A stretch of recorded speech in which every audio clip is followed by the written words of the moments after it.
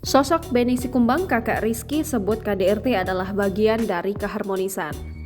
Kakak Rizky Bilar, Benny Sikumbang, menyebut kekerasan dalam rumah tangga bagian dari keharmonisan di tengah kasus hukum yang menjerat sang adik. Hal itu dianggap pihak Rizky Bilar terus membantah tudingan KDRT terhadap Lesti Kejora. Melihat tabiat Rizky Bilar yang sering di rumah, Benny meyakini adiknya tidak berselingkuh.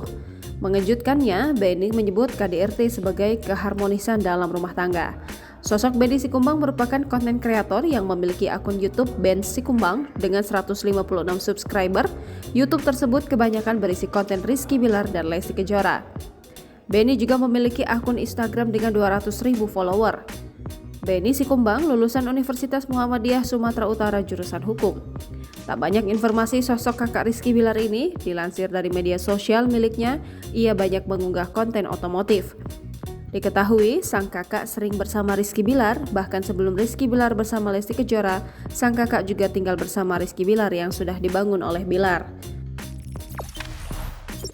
Jangan lupa subscribe, share, komen, dan like ya!